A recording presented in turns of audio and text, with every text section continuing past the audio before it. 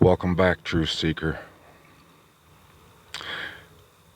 I saw this on Redacted yesterday. This guy, this ex-CIA agent,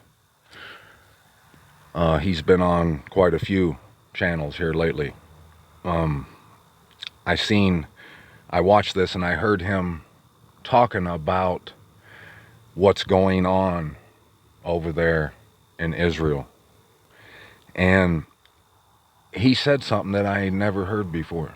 He said that the Hasidic Jews, which I guess are the ultra-Orthodox Jews, he said that they believe that there shouldn't be a state of Israel right now, that them going there and making the state of Israel, it goes against the prophets. That's what this guy says right here in this video. And I mean, I don't know how much he knows about it, but I've never heard anyone say that. I didn't know that. And I guarantee you, if we go look, that guy's probably right. They probably are saying that. You know why? Why they would be saying that? Because anyone who studies the word at all will clearly see that that is the image of the beast, the abomination that lays waste. That's what it is. And how long will the world of believers go on defending them? I mean, every day. And I've been saying this whole time. Every day it's been getting worse. And for 10 months, every day we get smacked with a whole list, a laundry list of reasons to not have nothing to do with them and to know who they are. Dead to rights. They're the image of the beast, the abomination that lays waste. Now, what you need to do, when you realize that, you need to understand that the Most High, He does have a place, though, that He wants us to return. And there was a time that we couldn't return. We know that that the goal, all of us know that the goal is to return and dwell with the Most High.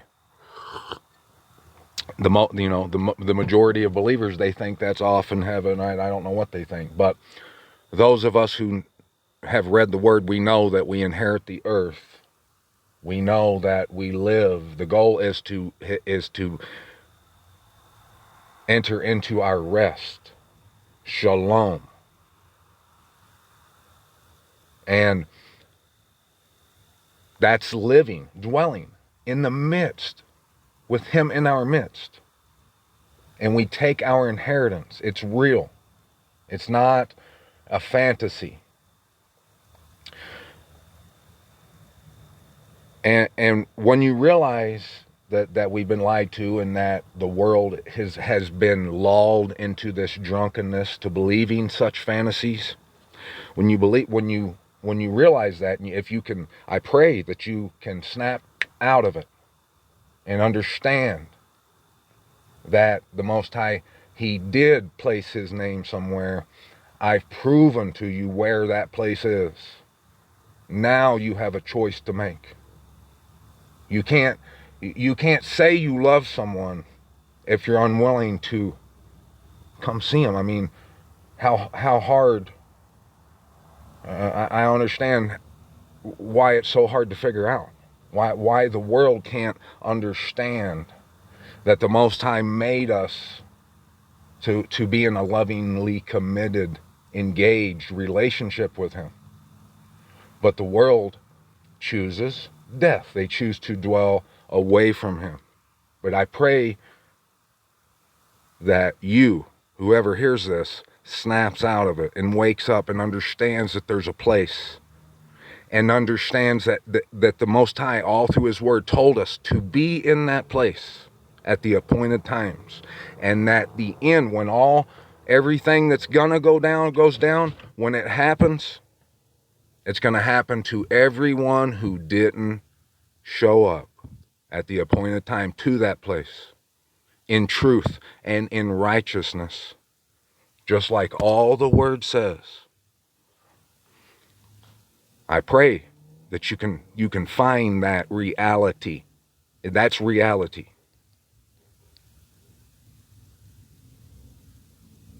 And look what Isaiah 65, I've been telling you, all the prophets, every book tells you the same thing, that in the end there would be an imposter, the image of the beast, the abomination that lays waste, the whore, the mistress of reigns, the one that says she is, I am he, and there is no one but me. The crowning city. I mean, I could go on and on. There's more names that all the prophets, all the word talks about. It's told us that would be that would exist in the end times, and that the world would be suckered because of it, by it, into death.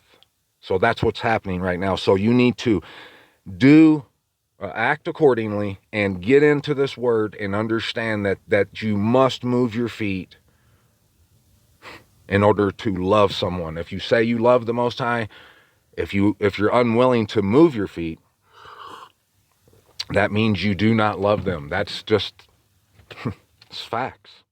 Isaiah 55, verse 7. Let the wrong forsake his way, and the unrighteous man his thoughts. Let him return to Yahuwah, who has compassion on him, and to our mighty Most High, for he pardons much. Now look down here. He says, for as the rain comes down and the snow from the heavens, and do not return there, but water the earth and make it bring forth a bud and give seed to the sower and bread to the eater, so is my word that goes forth from my mouth. It does not return to me empty. We all know the scripture, right? His word does not return into him void. That's what this is. That's that verse. But this is the TS 2009. But what word is he talking about? The word he's talking about is explained right here in verse 12 and verse 13. He's saying the word, he just told us, to let the wrong forsake his way.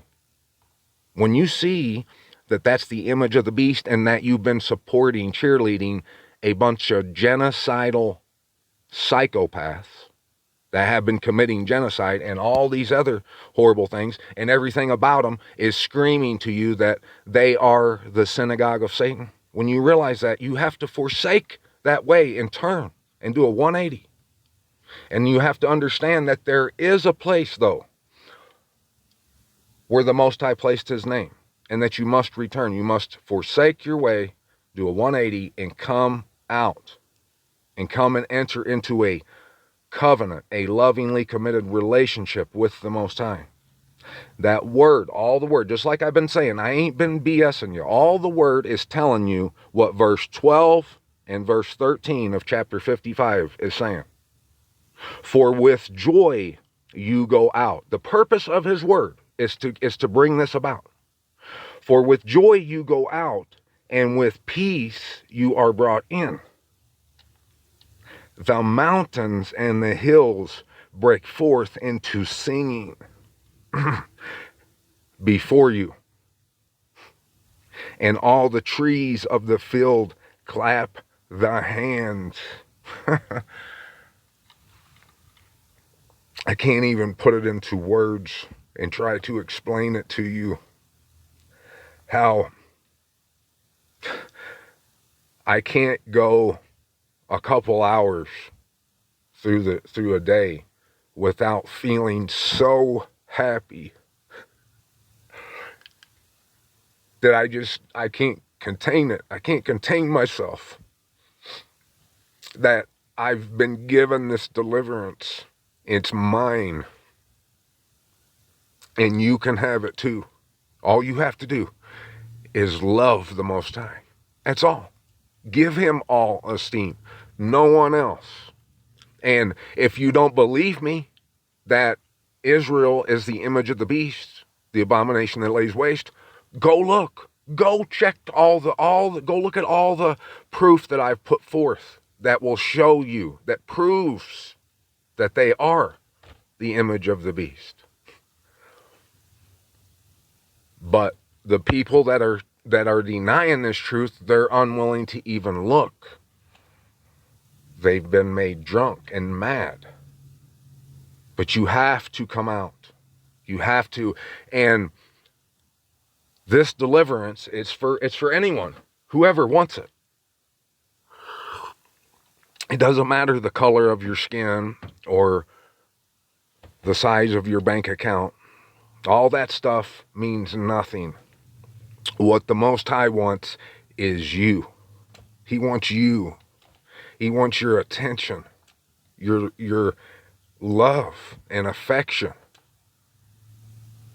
And the image of the beast has been made. It epitomizes you taking away that affection from him and giving it to the opposite, whatever would be on the opposite end of the spectrum from the Most High, and giving it to that. That's what Israel is and what they're about. And they were made. It was designed. We've read it. We've seen it. We've seen it not only in the Word. We've been reading it in their plan, in Albert Pike's book, in that wall cartoon, and these cartoons, these movies. You know, people think I'm crazy because I've been showing you what they say in their little comic books and their movies on that fandom website. And my son was watching an X-Men movie here a while back. And I happened to look at the TV screen, and he was looking, Wolverine was looking at a comic book and finding the clues to something. To a place called Eden. Go figure. And he couldn't believe it. And I was like, see, I knew it. And then they do. All their stories and their movies, it has what's going on, what's really going on in it. But the world is blind. They don't want to look at it because they're drunk. They're happy where they are. And he tells us that in Isaiah. He says they've been given the life of their hand and they're content with it. They got a job, they got a house, they got a 401k, you know. And that's all that matters. Even while everything's crashing down around you and you see what's coming, you see the writing on the wall, and the world still wants to pretend that they're building this little nest. And they're going to be good, but the Word tells you that that's not life, that's death. That you have to be willing to go the distance, go meet the Most High, go out to meet the bridegroom. When you hear a voice of one crying, instead of the thorn, the cypress comes up, and instead of the nettle, the myrtle comes up. Instead of Israel and all that nasty stuff you're seeing, you ain't gonna see none of that stuff associated with the kingdom. No.